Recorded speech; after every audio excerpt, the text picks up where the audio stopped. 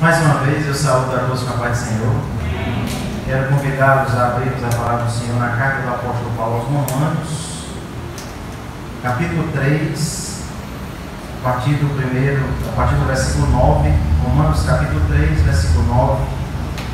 Enquanto os irmãos localizam, eu gostaria de dar o esclarecimento de que eu estou sem máscara apenas nesse momento da pregação, porque daqui de onde eu estou não ofereço nenhum risco para os irmãos, tá? Vamos ler o texto da palavra do Senhor. Quem encontrou Romanos capítulo 3, versículo 9, diga amém. Amém. Diz assim então a palavra do Senhor: que se conclui?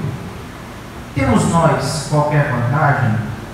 Não, de forma nenhuma, pois já temos demonstrado que todos, tanto judeus como gregos, estão debaixo do pecado. Como está escrito: não há justo, nenhum sequer. Não há quem entenda, não há quem busque a Deus. Todos se extraviaram, a uma se fizeram inúteis, não há quem faça o bem, não há nenhum sequer. A garganta deles é sepulcro aberto, com a língua urdem engano, veneno de víbora está nos seus lábios. A boca eles a têm cheia de maldição e de amargura. São os seus pés velozes para derramar sangue, nos seus caminhos a destruição e miséria. Desconheceram o caminho da paz. Não há temor de Deus diante de seus olhos. Versículo 19.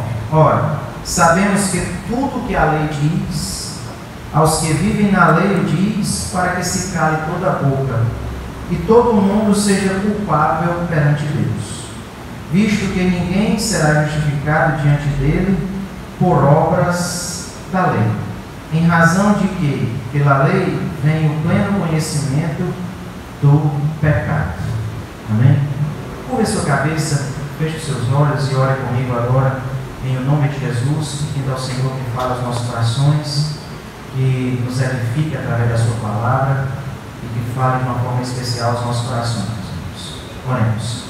Amado e eterno Deus, em nome de Jesus, nós estamos, Deus, aqui na tua santa presença, gratos por essa oportunidade que o Senhor nos concede. Oh Deus, nós gostaríamos de te pedir, Deus, graça para vivermos esse momento que nós temos vivido, Deus. Pai, momento delicado, momento de situações vexatórias, situações, Deus, que são constrangedoras, situações difíceis de lidar, Deus. Que o Senhor nos ajude como nação a passar logo, Deus, por tudo isso. Não apenas como nação, Deus, mas como planeta, como humanidade de modo geral, porque é um problema que tem assolado a toda a humanidade.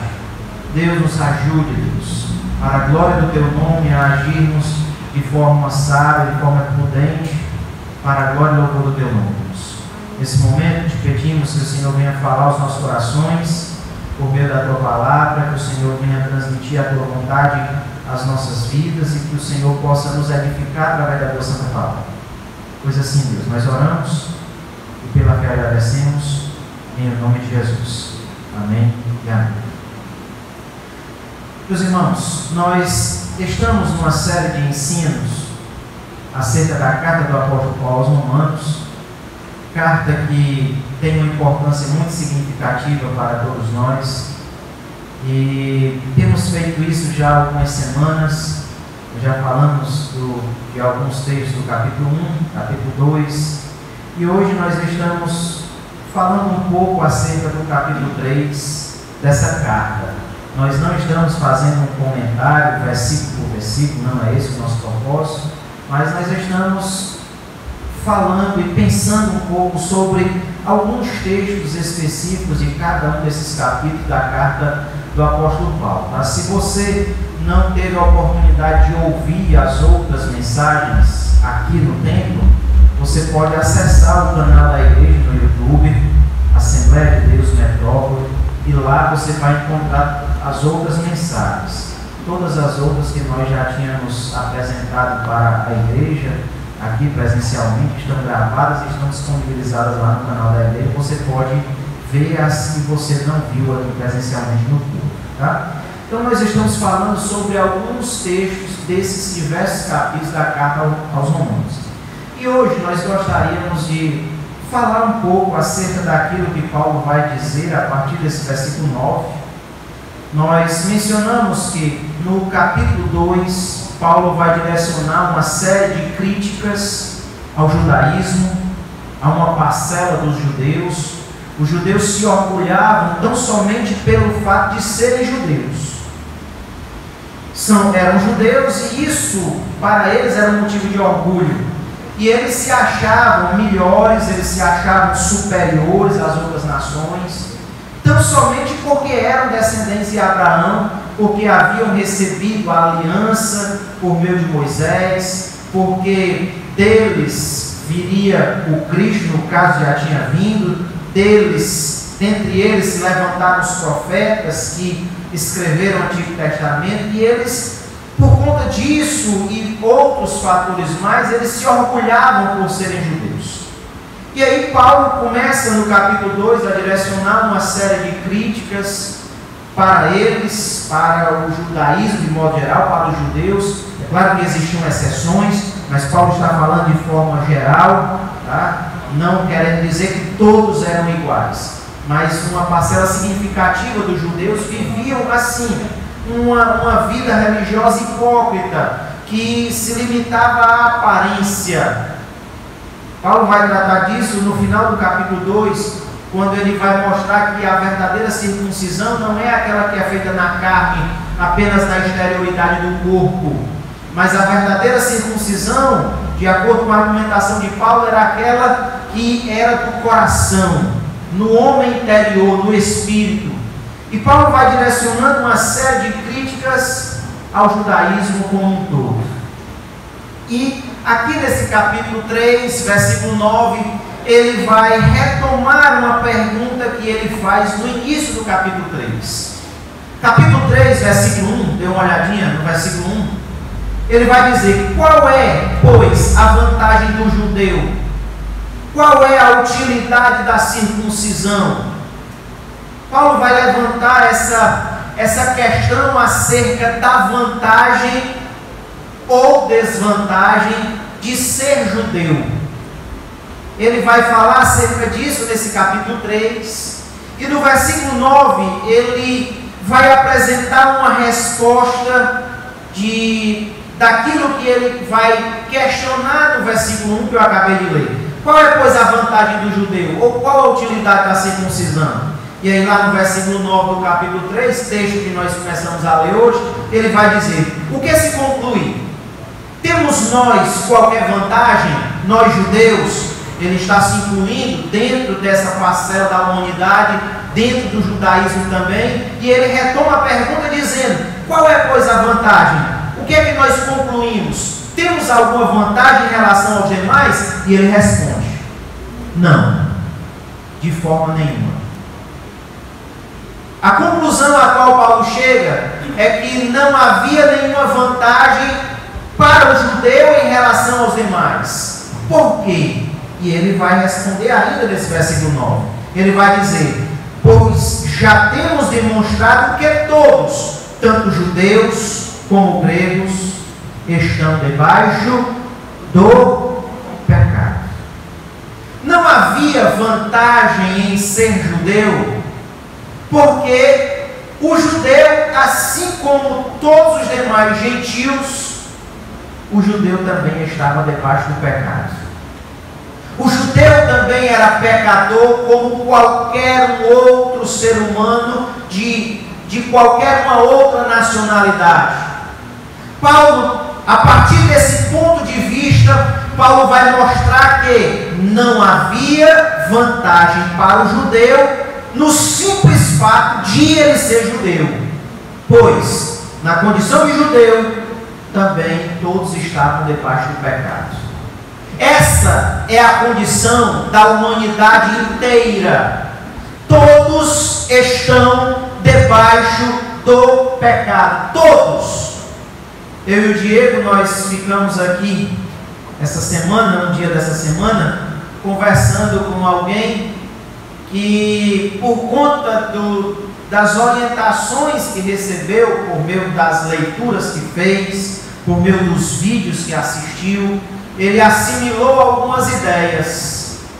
E dentre essas ideias estava a ideia de que ele precisava se libertar do cativeiro do pecado. E aí nós fomos conversando e procurando entender quais eram os conceitos que a pessoa estava apresentando. E para ele, cativeiro do pecado era justamente a condição de, em uma determinada ocasião ou outra, cometer algum pecado.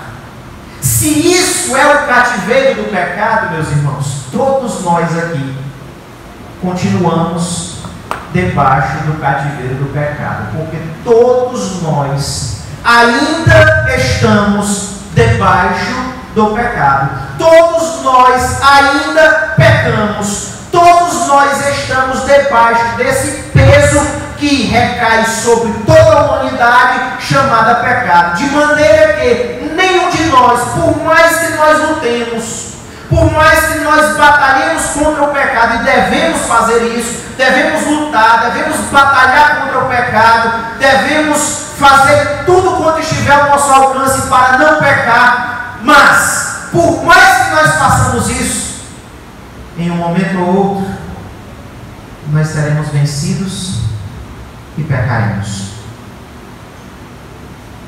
Os irmãos confirmam que nós pecamos? Ou alguém aqui é impecável? Todos nós pecamos. Estamos debaixo do pecado, debaixo da inclinação pecaminosa que herdamos desde lá o pecado de Adão e Eva. O pecado entrou na humanidade lá a partir da transgressão de Adão e Eva, e de Adão e Eva até hoje. Essa inclinação para o pecado, ela recai sobre todos. Não existe seja judeu, brasileiro, americano, chinês, alemão, francês, seja de que lugar desse mundo for, seja de que época for, todos os seres humanos, homens, mulheres, todos estão debaixo do pecado. Quantos entenderam o que Paulo diz? Digam amém. Essa é a realidade que pesa sobre nós. Não, pastor, isso não acontece comigo, eu não sou pecador, eu não peco. Irmão, deixe de ser mentiroso, irmão. O apóstolo João, na sua epístola, diz, na sua primeira epístola, diz que aquele que fala, aquele que diz que não peca, está fazendo Deus de mentiroso. Está mentindo. E ainda faz de Deus também um mentiroso. Não existe nenhum que não peque. Essa é a condição de todos. E nesse sentido, Paulo diz que não há vantagem nenhuma em ser judeu, porque o judeu é tão pecador quanto qualquer uma outra pessoa. Essa é a realidade que Paulo apresenta. E Paulo apresenta isso com um propósito. Ele não apresenta isso só para nos deixar numa situação de constrangimento, para nos fazer ficar cabisbaixos, reconhecendo que somos pecadores. Não é com esse propósito que Paulo diz que todos estão debaixo do pecado. Não é nesse propósito. Tá? Ele vai dizer que todos estão debaixo do pecado com um propósito. E esse propósito ele vai começar a apresentar a partir do versículo 19. Volte comigo ao versículo 19 que lemos. Paulo vai dizer: ora, sabemos que tudo que a lei diz, aos que vivem na lei o diz, para que se cale toda a boca, e todo mundo seja o que a igreja? Culpável perante Deus. Visto que ninguém será justificado diante dele pelas obras da lei, em razão de que pela lei vem o pleno conhecimento do pecado. Paulo mostra que ele faz questão de mostrar que todos estão debaixo do pecado, justamente para deixar claro que ninguém, absolutamente ninguém, pode se desculpar diante de Deus. Ninguém, nem judeu, nem qualquer outra pessoa pode dizer que não tem culpas diante de Deus. Todos são culpados, porque todos pecaram. Paulo cita aqui o texto, cita aqui do versículo 18 até o versículo, aliás, do versículo 10 até o versículo 18, ele cita o Salmo, daí ele vai citar o Salmo 14 e o Salmo 53, os dois salmos têm o mesmo conteúdo, e Paulo vai mostrar justamente isso, que Deus, o próprio Deus, olhou dos céus e buscou um justo sequer, e quantos ele encontrou? Nenhum. Todos estão debaixo do pecado. E Deus permitiu que isso acontecesse para que todos se tornassem culpáveis, culpados diante de Deus. Paulo usa aqui, irmão Everardo, muito termo jurídico da época do primeiro século. Quando ele usa essas expressões justo, culpável, culpado, condenável, são todas expressões do mundo jurídico do primeiro século, do segundo século, da ocasião em que o Novo Testamento foi escrito. E Paulo vai mostrar isso. A carta aos Romanos inteira usa uma linguagem jurídica, como o irmão Everardo está me chamando a atenção aqui. Meus irmãos, Paulo mostra que todos estão debaixo do pecado justamente para deixar claro que todos são culpados diante de Deus. Eu sou culpado diante de Deus. Você é culpado diante de Deus. Os judeus todos eram culpados diante de Deus. Todos os seres humanos são culpáveis diante de Deus. Todos. Essa é a abordagem que Paulo começa a fazer a partir do versículo 19. Ninguém pode dizer, eu não tenho culpa. Existe um ditado que diz assim, eu não tenho culpa no cartório. Ninguém pode levantar a mão ou bater no peito e dizer, eu não tenho culpa no cartório. Porque todos são culpáveis. Todos pecaram. Todos, absolutamente todos. E o judeu se orgulhava porque eles haviam recebido a lei e cumpriam alguns aspectos da lei. Aí eles achavam que estavam justificados diante de Deus porque eles cumpriam determinados aspectos da lei. A lei dizia, não matarás, aí eles não matavam. A lei dizia, não adulterarás, e aí eles não adulteravam. A lei dizia, não furtarás, e aí eles não furtavam. E aí, porque eles cumpriam alguns aspectos da lei, eles imaginavam que eram justos diante de Deus. Aí Paulo vem e diz, ninguém está livre do pecado. Ninguém. Absolutamente ninguém está livre do pecado. Mesmo os judeus que haviam recebido a lei, por mais que eles cumprissem 99,9%, que não é verdade, por mais que eles cumprissem 99,9% da lei, eles transgrediam a lei em alguns aspectos. E Tiago já diz, se alguém guarda os mandamentos e transgride um só, ele se torna transgressor de todos os demais. O judeu não podia se orgulhar de ser justo diante de Deus, porque guardava alguns mandamentos. Os judeus não poderiam se vangloriar diante de Deus, porque guardavam uma parte da lei. Não! Absolutamente não! Por mais que alguém guardasse 9 de 10 mandamentos, mas transgredisse em um deles, se tornava culpado de todos os outros.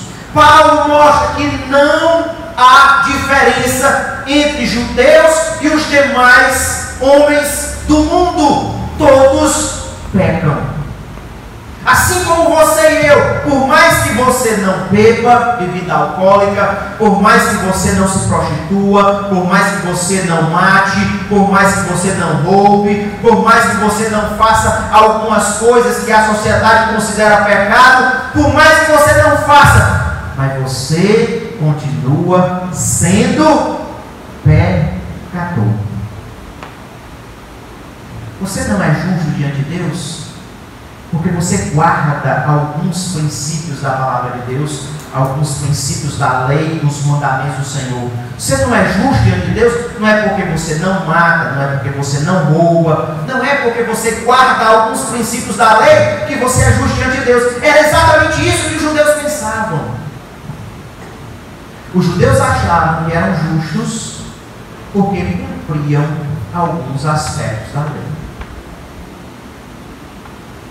Assim como muitos crentes ainda hoje acham, principalmente no nosso meio pentecostal, muitos crentes acham que são justos porque não bebem, porque não fumam, porque não dança, porque não faz isso, porque não faz aquilo. Aí ele acha que ele é justo diante de Deus por essas coisas.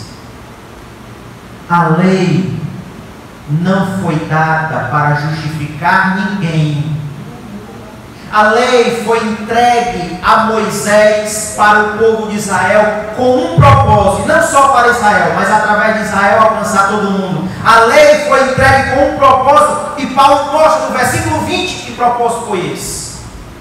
Veja o versículo 20. Visto que ninguém será justificado diante dele por obras da lei, em razão de que pela lei vem o pleno conhecimento do pecado. Sabe para que a lei foi dada? A lei foi dada para que o pecado se tornasse conhecido. Pastor, quer dizer que antes da lei não havia pecado? Havia. Havia pecado. Mas muitas vezes as pessoas pecavam sem saber que estavam pecando. Aí a lei vem justamente para dizer, não matarás. Aí a partir do momento que a lei diz não matarás, aquele que mata está consciente de que está transgredindo a lei. A lei foi dada para tornar o pecado conhecido. O pecado do homicídio se torna conhecido como pecado, porque a lei diz não matarás. É essa a argumentação que Paulo apresenta. Paulo diz que a cobiça se torna conhecida como pecado a partir do momento que a lei diz não cobiçarás. O propósito da lei é tornar conhecido o pecado, para que ninguém diga, eu não sabia que isso não era pecado. A palavra do Senhor, não somente a lei de Moisés, mas a palavra do Senhor como um todo, apresenta a cada um de nós, mostra a cada um de nós o que é pecado. E nós somos plenamente conhecedores do que é o pecado a partir da lei, a partir daquilo que a lei nos apresenta. Quem está entendendo a argumentação de Paulo? Diga amém. Amém. Então, o propósito da lei não é justificar. O propósito da lei é mostrar que a pessoa é pecadora. Esse é o propósito da lei. A lei veio para dizer, ei, você aí, ó, você é pecador. Aí a pessoa diz, eu por quê? Aí a lei diz, porque eu, lei, estou dizendo, não matarás e você mata. Ei, você aí é pecador. Aí a pessoa diz, por quê? Aí a lei diz, eu, a lei, porque eu, lei, estou dizendo, não furtarás e você furta. Ei, você também é pecador. Aí a pessoa diz, por quê? Porque eu, a lei, estou dizendo para não adulterar e você adultera. Ei, você também é pecador. E a lei pega o dedo dela e esfrega no nariz de todo e qualquer ser humano, com exceção de um que passou nessa terra, que foi Jesus de Nazaré. De todos os outros, a lei pega o seu dedo e esfrega no nariz de todos e diz para todos, você é pecador, você é pecadora. Esse é o propósito da lei. A lei veio para mostrar que cada ser humano é pecador, mostrar que cada ser humano está debaixo do pecado, cada ser humano está sob a influência dessa inclinação para o que é pecaminoso. A lei veio com esse propósito. Quantos entendem toda a argumentação de Paulo até aqui? Digam, eu entendi. Paulo continua argumentando o texto. Tá? E aí ele vai chegar justamente onde ele deseja, nesse capítulo 3, a partir do versículo 21. Vá comigo ao versículo 21. Nós não lemos na leitura inicial, mas nós queremos ler esse texto agora.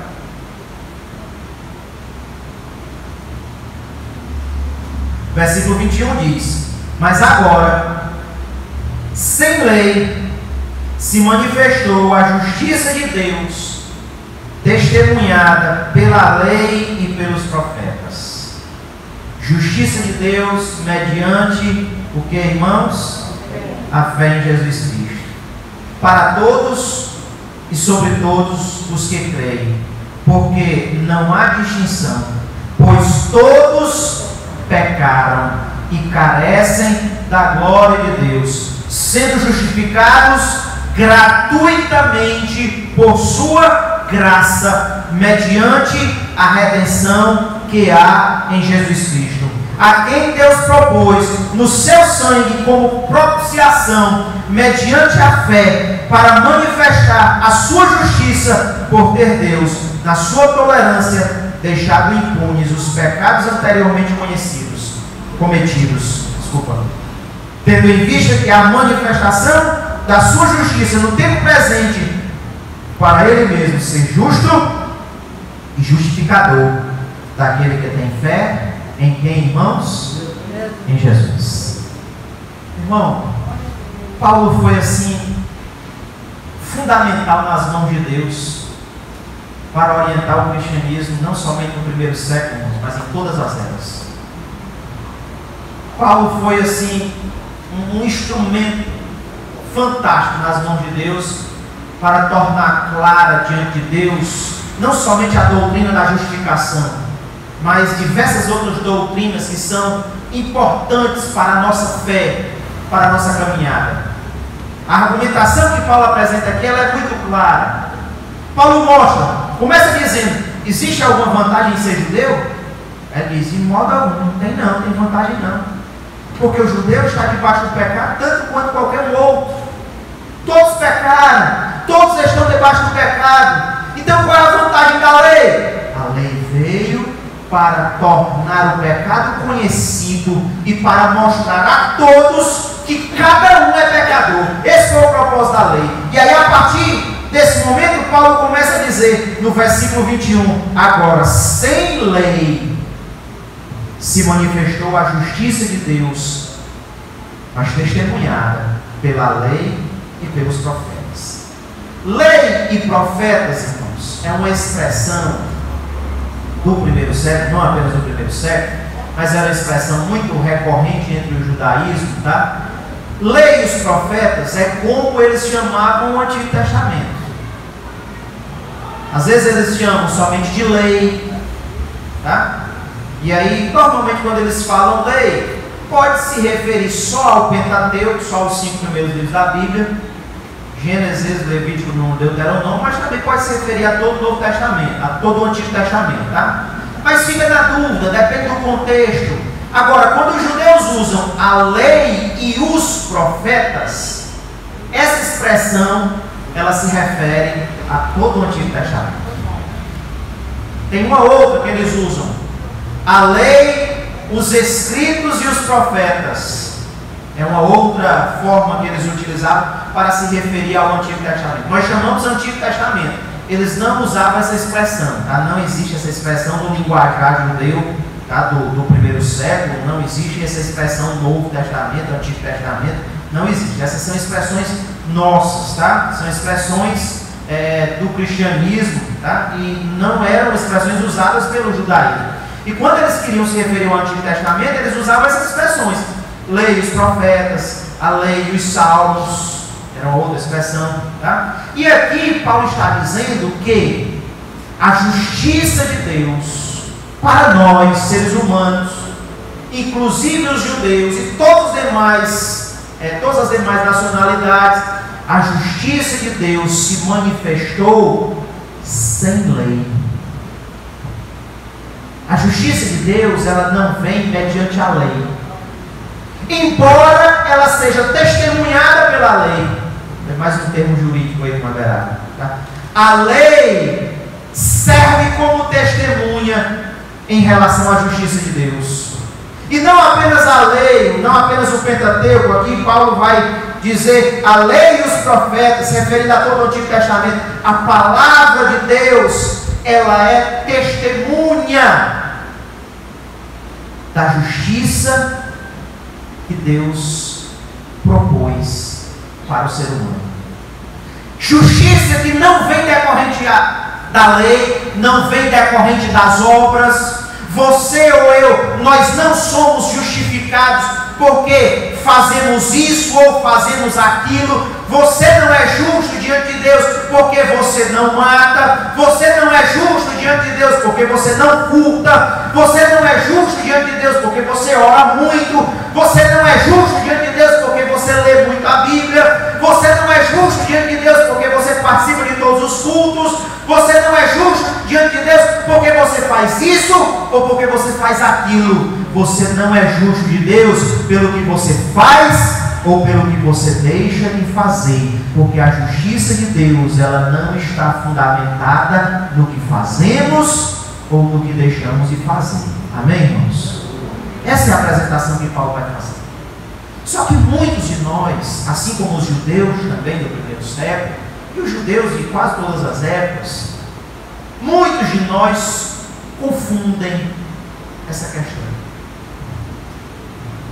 Muitos acham que são justos pelo que fazem.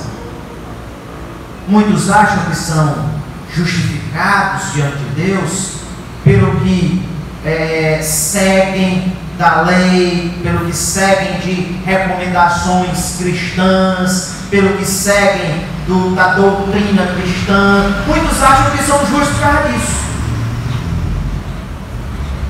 No meio pentecostal, esse pensamento ele é muito forte. Os pentecostais acham que são justos porque não cortam o cabelo. Muitas das irmãs pentecostais acham que são justas diante de Deus porque usam a saia lá no tornozelo. Muitos dos irmãos pentecostais acham que são justos diante de Deus porque não usam barba. Muitos de nós acham que são justos diante de Deus porque usam a camisa manga longa, abotoada até o pulso e abotoada no pescoço. Muitos acham que são justos diante de Deus porque não bebem bebida alcoólica. Muitos acham que são justos diante de Deus porque não fazem isso ou aquilo, porque obedecem às orientações da igreja, porque seguem a doutrinação, a doutrina da igreja. Muitos acham que são justos por essas questões. E a justiça de Deus, irmãos, ela não vem pelo que fazemos ou pelo que deixamos de fazer. Embora a palavra de Deus, Paulo se refere aqui ao Antigo Testamento, mas hoje nós podemos nos referir à Bíblia toda. A Bíblia toda, ela testemunha de que nós não somos justificados pelo que fazemos. A Bíblia toda. Pastor, então como nós somos justificados? Paulo vai responder no versículo 22. Justiça de Deus mediante a fé em Jesus Cristo, para todos e sobre todos os que creem, porque não há distinção. A justiça de Deus, irmãos, ela decorre, ela vem da fé em Cristo. Pastor, isso é muito fácil.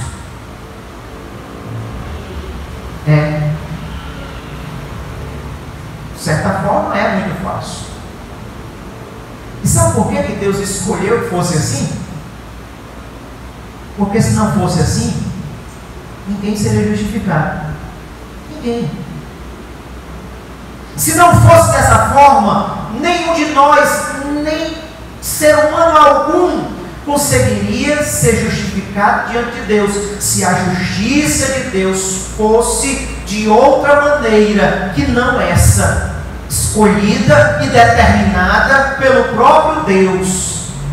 Meus irmãos, isso é tão forte, isso é tão impactante que incomoda algumas pessoas. Algumas pessoas ficam incomodadas pelo fato de Deus ter estabelecido a sua justiça, pelo fato de Deus ter feito com que a sua justiça decorresse da fé em Cristo. Algumas pessoas se incomodam. Não é só isso.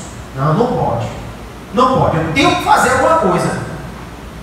Não pode. Não é só pela fé. Não, eu tenho que fazer alguma coisa. Eu tenho que fazer isso, tenho que fazer aquilo. Irmão, a justiça de Deus, ela decorre única e exclusivamente da fé em Cristo. Quer você concorde ou não, a justiça de Deus, ela é decorrente única e exclusivamente da fé em Cristo. Para você ser justificado diante de Deus, você necessita crer em Cristo. Crer em Cristo. Esse é o princípio estabelecido por Deus para justificar o ser humano. E eu repito, Deus fez isso porque de outra forma nós jamais seríamos justificados. Por mais que você guardasse 99,9% do que está escrito em toda a palavra de Deus, mas em momento ou outro você transgrediria 0,01%. E esse 0,01% de transgressão te tornaria culpável como todos os outros. E você não teria desculpa diante de Deus. Se a justiça fosse pelo que fazemos, se a justiça de Deus fosse mediante a lei ou mediante as nossas obras, ninguém seria justificado diante de Deus. Ninguém. Por quê? Ele já disse, porque todos nós estamos debaixo do pecado. E ele vai repetir isso no versículo 23. Depois que ele diz que a justiça de Deus é decorrente da fé, no versículo seguinte ele vai dizer, versículo 23, pois todos pecarão e carecem da glória de Deus. Todos. Eu, inclusive, você também. Todos pecaram, sem exceção alguma. Todos pecaram. E ninguém conseguiria ser justo diante de Deus pelo que faz, pois todos pecaram. Judeus, gentios, todos pecaram. E é exatamente por isso, eu estou enfatizando isso para ficar muito claro em nossa cabeça. Não se justifica diante de Deus pelo que se faz. A justiça de Deus, ela é mediante a fé em Cristo. Ponto final. Glória a Deus. Amém, irmão? Pastor, então quer dizer que eu posso viver de qualquer forma, já que a justiça é decorrente da fé? Essa é uma outra questão que eu já falei em parte sobre ela no capítulo 2, mas vou retomar em outras ocasiões, tá? Quem quer viver de qualquer forma, mostra que nunca abraçou a fé em Cristo e que tampouco foi justificado com a justiça de Deus. Porque a fé em Cristo e a justiça de Deus operam em nós um viver diferente, embora não nos dê perfeição. Você não se torna perfeito, mas você passa a ter uma vida diferente. Você não vai se tornar um ser impecável, mas a justiça de Deus, a fé em Cristo vai te tornar uma nova criatura, diferente daquela que você era antes de conhecer a Cristo, antes de colocar a tua fé em Cristo. Então quem diz assim, se eu sou justificado pela fé, eu vou viver de qualquer forma, eu vou fazer o que quer. Quem pensa assim está pensando equivocadamente, porque a verdadeira fé em Cristo, a verdadeira justiça de Deus operam em nós uma novidade de vida. Amém, irmãos? Não é isso que Paulo está falando aqui. Eu estou abrindo um parênteses apenas para que ninguém incorra nesse pensamento equivocado, tá?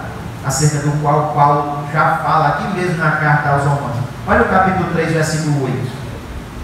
E por que não dizemos, como alguns caluniosamente afirmam que o fazemos, pratiquemos males para que venham bens? A condenação desse é justa. Muita gente acusava Paulo de ensinar uma libertinagem. Pode fazer de qualquer, pode viver de qualquer jeito, pode fazer o que quiser. A justiça de Deus é decorrente à fé. Algumas pessoas caluniavam Paulo desse jeito. E Paulo aqui vai falar justamente acerca dessa calúnia que lançavam sobre ele e os seus cooperadores. Não é isso que Paulo ensina, não é isso que Deus ensina, não é isso que a Bíblia Sagrada ensina. Apesar dele, o apóstolo Paulo, criticar uma vida liberal, ele também não aceitava colocar o judaísmo para completar a justiça. Exato. Paulo ele tem uma posição muito equilibrada e ele apresenta todo esse equilíbrio da sua percepção na carta aos Romanos. E eu vou falando sobre isso à medida que formos caminhando aqui nesses capítulos da carta, tá? Então vejam só, meus irmãos, a justiça não é pelo que fazemos. A justiça é mediante a fé. Nós fazemos aquilo que é da vontade de Deus porque já fomos justificados por Deus. Porque já cremos em Cristo. E não para ser justificado por Cristo. É só uma questão de ordem das coisas. Nós não vivemos obras para sermos justificados por elas, mas nós vivemos em novidade de vida porque já fomos justificados por Deus mediante a fé em Cristo. Essa é a ordem correta do posicionamento de Paulo e do posicionamento de Deus em relação à justiça para o ser humano. Paulo continua dizendo, meus irmãos, olha o versículo 24: sendo justificados, e aí Paulo enfatiza a palavra gratuitamente, sendo justificados gratuitamente pela sua graça, mediante a redenção que há em quem, irmãos? Em Cristo Jesus. Sabe quanto custou para nós a justiça? Respondam aí com base nesse versículo 24. Quanto custou para nós? Nada. A justiça de Deus ela é gratuita. Para nós ela foi de graça. Ela é gratuita.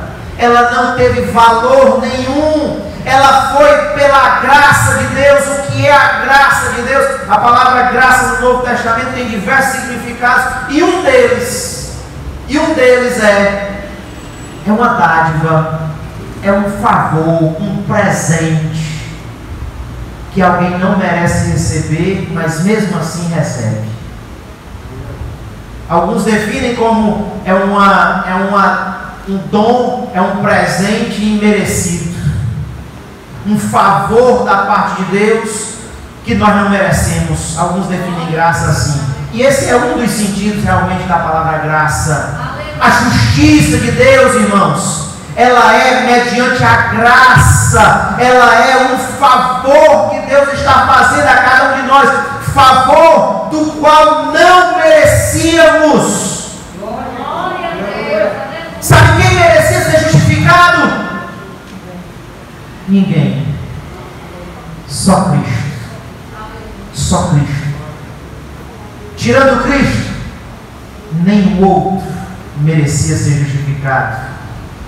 A nossa justificação, ela foi gratuita, ela não teve preço algum, não teve valor nenhum pago por nós, foi completamente gratuita. E tudo isso Deus fez, sabe como? Mediante a redenção que há em Cristo Jesus. Aí, meus irmãos, Paulo começa a pegar os judeus para quem ele vinha falando nos capítulos 1 e 2. Aí ele pega na mão dos judeus e diz: olha, judeus, segurem aqui na minha mão, judeus, eu vou mostrar o caminho para vocês. O caminho que vai justificar vocês não é a lei de Moisés, não são os profetas, não é o Antigo Testamento. Quem vai justificar vocês não é a obra que vocês realizam, mas eu vou levar vocês até aquele que pode justificar vocês. E Paulo pega na mão do judeu e vai levando o judeu e diz: aqui está, judeu, ó, quem pode justificar vocês. Cristo Jesus, o nosso Redentor. Paulo, em outra carta, Paulo chega a dizer que a própria lei fez exatamente isso que eu ilustrei aqui agora. A própria lei serviu de aio e pegou na mão da humanidade e conduziu a humanidade até Cristo, dizendo: aqui está o teu instrutor, aqui está o teu mestre, é esse aqui com quem você deve aprender. A própria lei, meus irmãos, conduz a humanidade a Cristo. Meus irmãos, não existe justificação sem a obra redentora de Jesus de Nazaré. Se você e eu hoje somos justos diante de Deus, não é porque você é bonzinho. Se você hoje é visto por Deus como alguém justo, nós lemos aqui, capítulo 3, versículo 10, como está escrito: não há um justo, nem um sequer, não há quem entenda, não há quem busque a Deus. Deus hoje olha dos céus e vê diversos seres humanos justos diante dele. E sabe por quê? Deus vê diversos seres humanos hoje justos, justificados diante dele? Não é pelas obras que eles realizam, mas é pela obra redentora que Jesus já realizou lá na cruz do Calvário há quase 2000 anos atrás. A obra foi realizada não por nós, mas por Cristo. A justiça de Deus, ela se fundamenta em Cristo. E quando cremos em Cristo, Deus atribui a nós essa justiça gratuitamente, pelo que Cristo fez, pela obra que Cristo realizou. Todo o mérito é de Cristo, toda a glória, toda a honra e todo o louvor pertencem única e exclusivamente a Jesus de Nazaré, o nosso Redentor. Foi Ele quem fez tudo que era necessário ser feito. Foi Ele quem realizou tudo quanto era preciso ser realizado. Nós apenas recebemos os benefícios gratuitamente, pela graça de Deus. Deus nos abençoou sem merecermos. Deus nos deu um presente imenso, incalculável, sem nós merecermos. Deus nos deu uma grande dádiva gratuitamente. Tudo isso mediante a redenção que há em Cristo Jesus. Irmão, repito o que eu já disse hoje. Paulo foi extraordinário nas mãos de Deus para tornar toda essa doutrina compreensível para cada um de nós. Porque isso aqui os judeus não entendiam. Os judeus não entendiam. No Novo Testamento os judeus ficaram escandalizados com o que Jesus pregava, com o que Jesus ensinava, com o que Paulo dizia também, com a mensagem da igreja. Os judeus ficavam loucos, escandalizados. O papel de Paulo, irmãos, para a construção desse arcabouço doutrinário do cristianismo, o papel de Paulo é fundamental. Fundamental. Fica muito clara a palavra de Paulo. Tá? Continuando, para nós encerrarmos. Vou com você lá para o versículo 28, que é a conclusão que Paulo apresenta de todo esse capítulo 3. Versículo 28. Concluímos, pois, que o homem é justificado pelo que, igreja? Pela fé, independentemente das obras da lei. Por mais que a lei seja boa, e a lei é boa, tá? A lei é boa. Paulo diz aqui em Romanos que a lei é boa, o mandamento ele é santo, justo e bom. A lei é boa.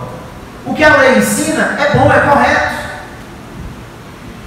Mas ninguém será justificado pela lei, porque ninguém consegue cumprir. Ninguém consegue cumprir. Então qual é a conclusão que Paulo nos apresenta? A conclusão é: o homem, e ele está falando de modo geral, a humanidade é justificada pela fé. Ponto. Pela fé. Independentemente das obras. independentemente das nossas ações, somos justificados apenas pela nossa fé em Cristo. Essa é a conclusão que Paulo nos apresenta. Quantos entenderam de verdade? Digam amém. Amém.